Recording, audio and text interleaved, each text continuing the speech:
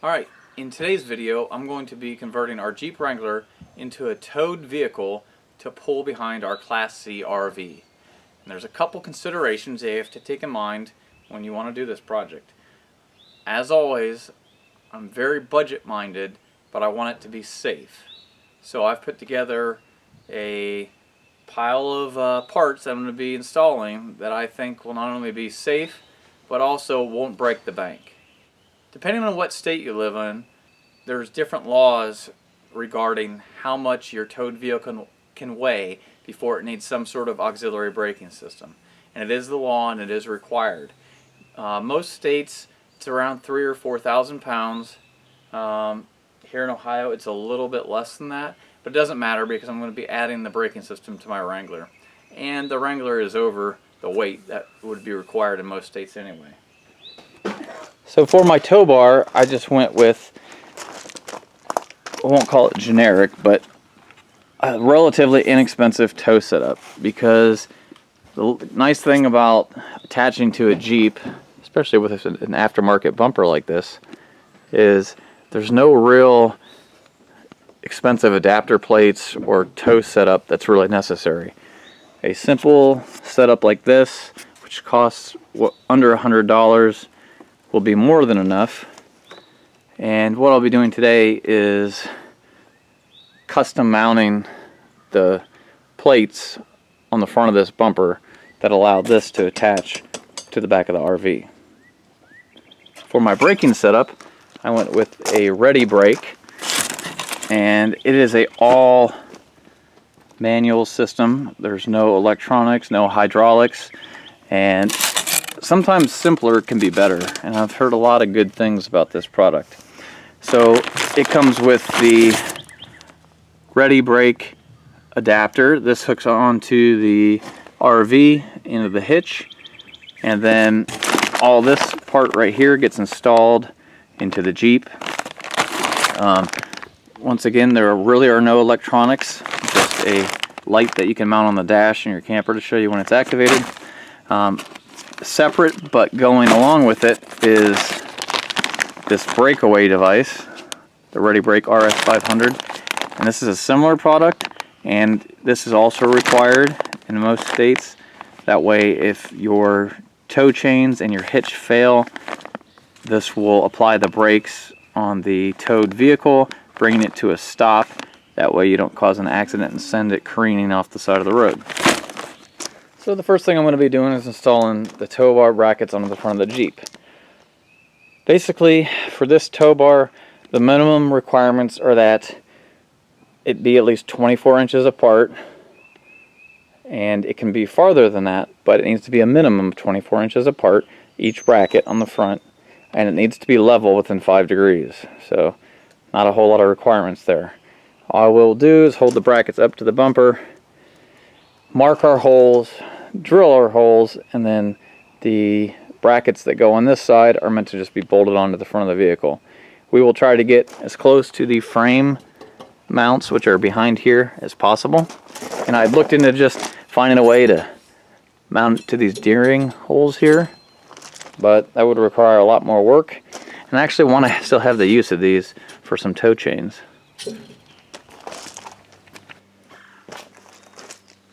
Alright, well, the first step we'll have to do is we'll have to get our brackets lined up. I already drilled a hole in the top here, and the brackets have to go this way for the pins to line up correctly. So you definitely want to make sure it's level and that it's somewhere near the frame attachment points if possible. Not a whole lot of room to work on this bumper. Take this, let's drop our level on here. Get it level, mark our hole. Then to drill it, I'm going to use first a smaller bit, and then I'll use my unibit to ream it out to 1/2 inch.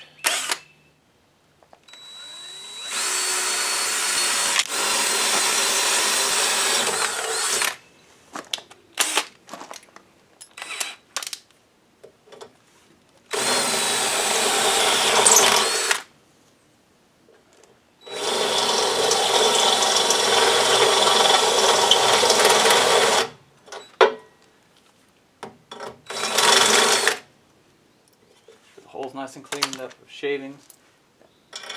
Perfect. So, grade 8 hardware, bolt, a washer. We've got these nylon lock washers going back.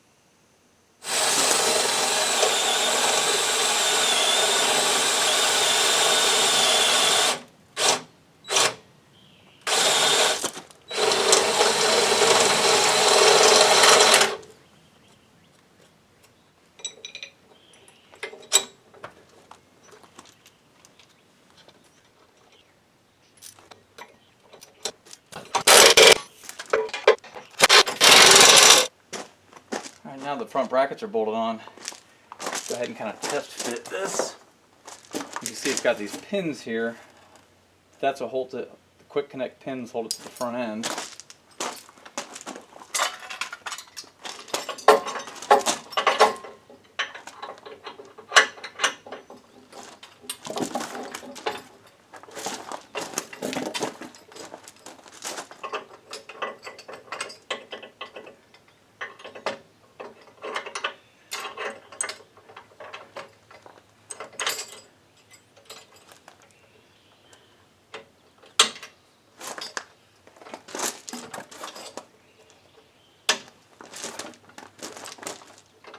Alright, that's pretty much the extent of it as far as hooking it to the front of your Jeep.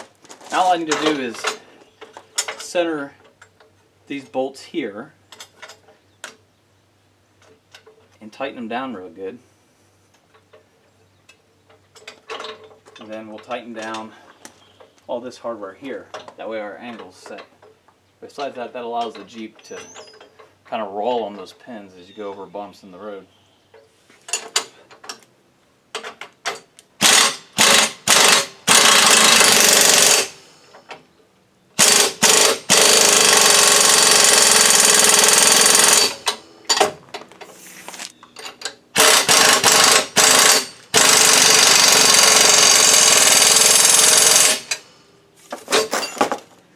Okay, then tighten these down. You'll be done with this part. Now we're ready for the ReadyBrake.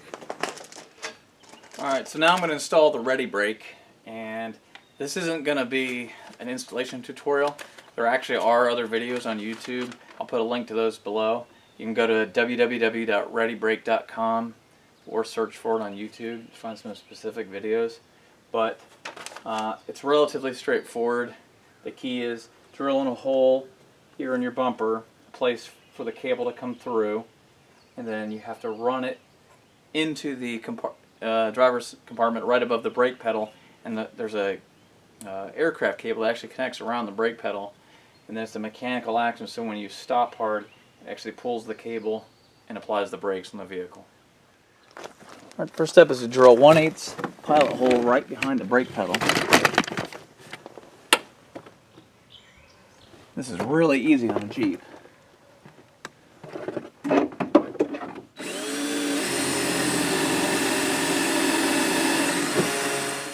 So like I said, drill a hole behind the brake pedal, and then we're going to enlarge it to a 5/16. So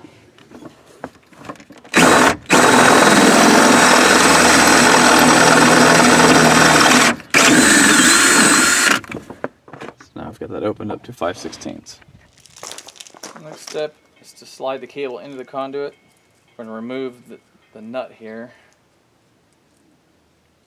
and then we're going to push this into the hole we just made. Alright, well now that we have our hole drilled on the inside and the cable has been fed through, we want to drill a hole on the front of the vehicle. And there's a little flat spot in the winch roller fair lead here where I'm going to drill a hole, and you want it to be centered. That way cable can ride right down the middle here.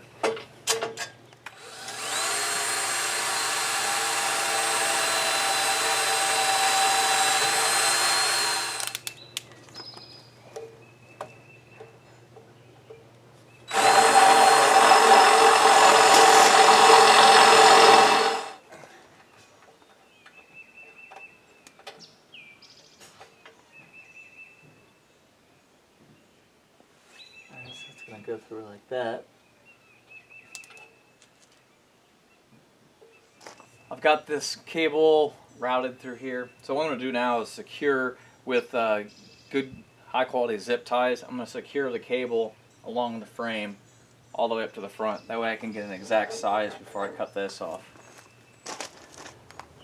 So once we're finished tightening up the plastic,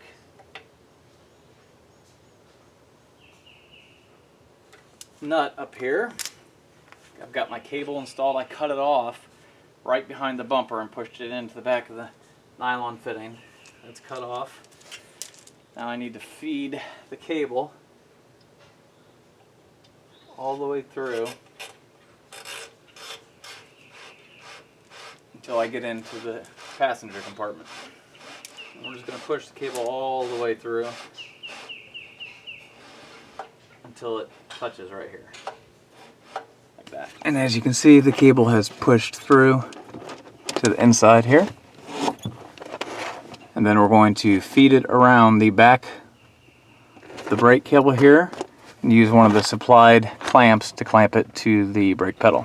And before I make my final connections inside, it's time to install the RS500 Breakaway, because it also connects to the same place on the pedal. Alright, so to install the Breakaway, same thing. Drill a 1/8 inch pilot, and then we'll enlarge it. And you need to stay at least a 1/2 inch away from that fitting there. It's kind of the same concept. In this case, I'm just going to go a little bit to the left, drill another hole. That way, that cable can come through and do the exact same thing as this cable does. Alright, so this is much simpler than the actual ReadyBrake itself. You just basically want to feed the cable up along the outside here, and we'll zip tie it in place because it won't be moving on a regular basis. It's only for an emergency use, like a one-time use. So we'll slide that up, we'll feed it through the hole that goes in there, and then the key is to mount this. Now on my bumper here, I'll probably mount it right here, just out of the way of the D-ring, but it's still very easy to connect to the rest of the system.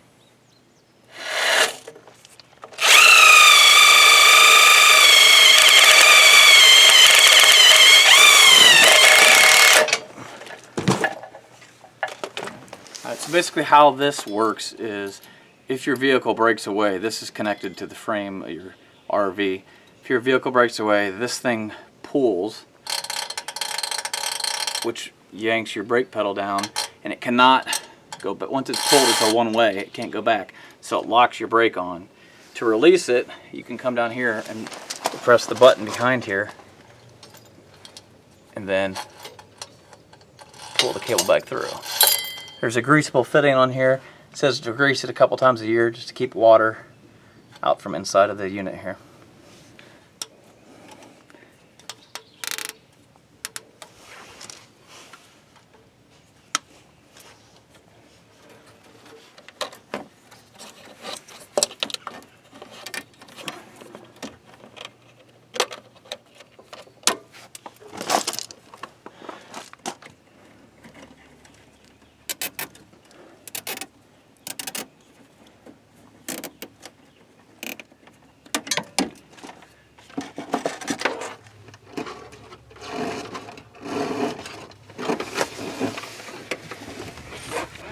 Alright, so we'll take our ReadyBrake cable,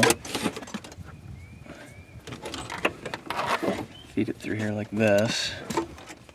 Actually, we better go through the bottom hole, like the top holes for the other cable.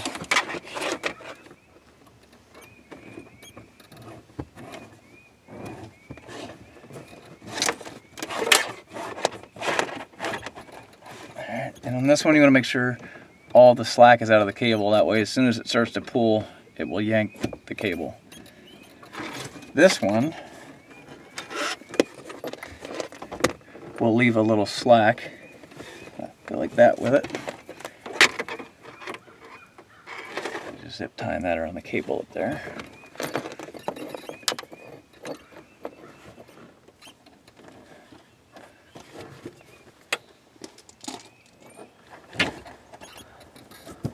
Make sure there's no clearance problems. Then we bolt the plate on top here, which will hold that. Make sure you get all the slack out of your cable.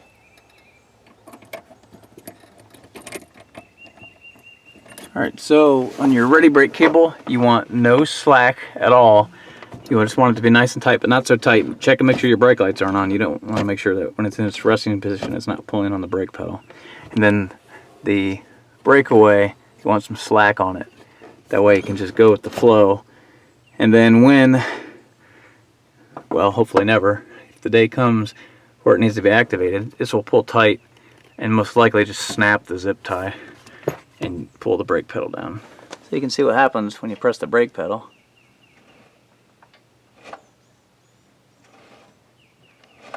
Alright, now it's time to hook it up to the camper and do the rest of the setup. Alright, so here's the ReadyBrake assembly itself, and it just slides into a regular hitch. So, put that in there. Put it this way.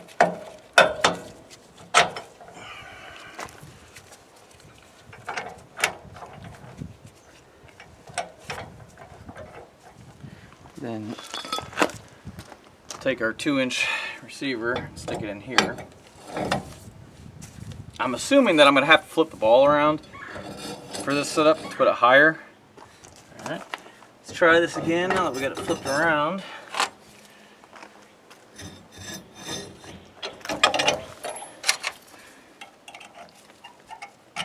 Alright, and the whole principle is it's an inertia brake. So when you slam on the brakes, the weight of the vehicle that you're towing pushes this whole thing forward.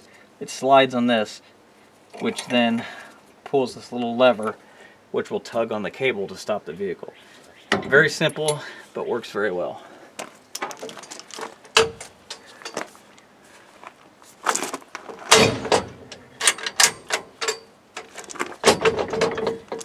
So that's how you want it to look, nice and flat, level. Then obviously you'll connect your safety chains from the RV to the Jeep, connect your Breakaway cable, and don't connect it to the hitch, connect it somewhere on the frame. That way even if the hitch fails, there's still a way to stop.